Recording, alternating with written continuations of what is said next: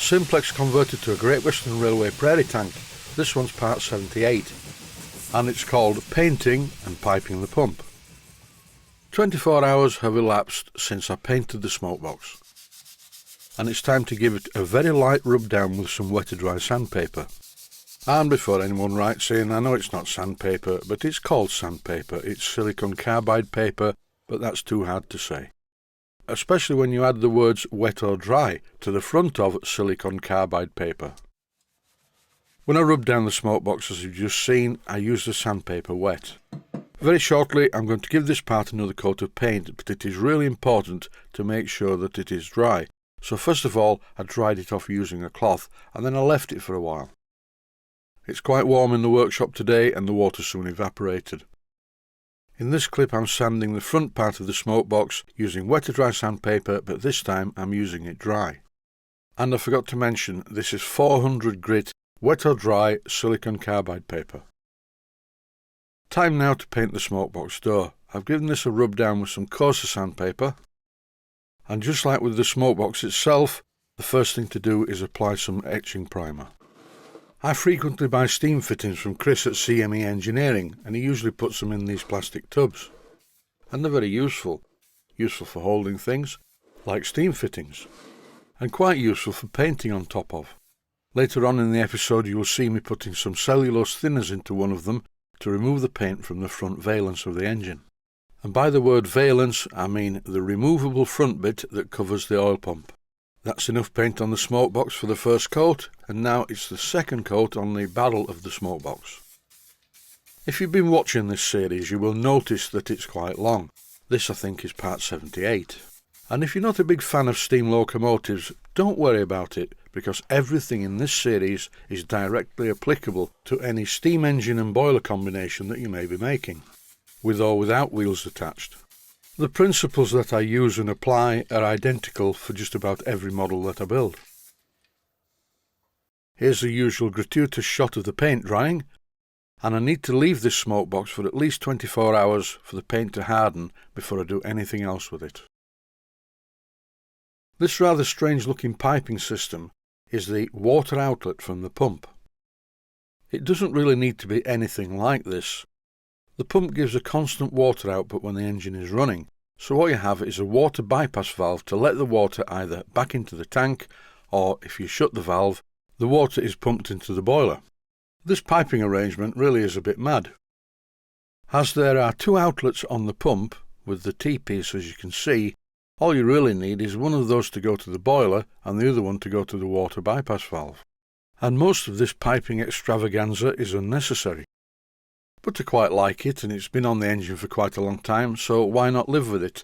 There's one part that I do need to remove though, because on the original boiler there was a check valve fitted on the boiler barrel at the front. This boiler does not have any bushes for front mounted check valves, just two on the back head. And to be honest, I prefer this. In my opinion, the best place to put water into a boiler is at its hottest point, which is really the firebox. The firebox is much hotter than the front part of the barrel. Locomotive design evolved from parallel boilers to largely tapered boilers, and I used to wonder why the larger express-type steam locomotives had tapered boilers. And many years ago I remember asking Don English of Jubilee Fittings why this was. Don explained to me in very simple terms that as the water was much further away from the firebox, the hot part, in the end of the boiler barrel, the cooler part, it just made sense to taper the boilers. That way there was less water to heat at the front of the boiler than at the back. Simple. Very much like some of my early girlfriends.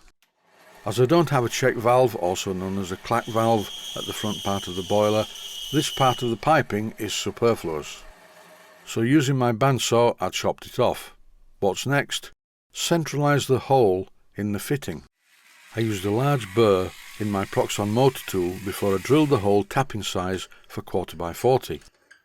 And once I'd done that, I threaded the hole as I'm showing here using a 1/4x40 threads per inch tap. I could have silver soldered an elbow in this position, but that would have destroyed all the paintwork. After threading the hole 1/4x40 threads per inch, I simply fitted a blanking plug as shown here. and I use plenty of Loctite 542 hydraulic seal on the threads. I'm temporarily refitting the piping network to the engine, but I'm not tightening it up very much. I need to remove it and silver solder a T-piece at this point somewhere along the line. But I won't know the best place to do this until I have the boiler on the frames and I can measure it. And at this point of the proceedings, I'm not even sure whether the water pipe, which connects to the water tap on the tank, needs to be on the inside or the outside of the reach rod from the reversing lever. That will be obvious once I place the entire side tank and cab assembly on the frames. This is the front valence that I mentioned earlier on in the video. This is the bit that covers the oil pump. I'm scrubbing it with a piece of emery cloth, and now I'm going to put it into a tub of cellulose thinners.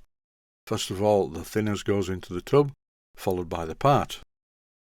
I'm using an old paintbrush to stir up the thinners to start the process. And hopefully the paint should look very different in the morning. Time now for a second coat of etch primer. You don't need to second coat etch primers normally, but this stuff seems to like it, and it's such a good paint, I thought I'd treat the metal parts to another coat. The next part of this job is fairly unpleasant. I need to conclude the paint removal from the inside and any other part of the superstructure where some of the paint still remains after the last application of paint remover. The fitting that you can see on the left-hand side tank is the water bypass valve. And this particular bypass valve looks like an old Bassett-Loke valve. They were really good.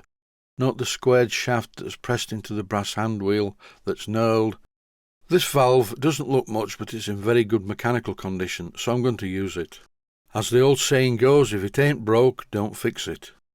And that's it for part 78. Stay healthy, thanks for watching, and I hope you found it useful. Please take the time to visit my Mainsteam Models website and click on the section of the website that says Video Playlists. And by doing that, you can find other videos that you may like to watch. And by using the playlists, you can actually watch the videos back to back.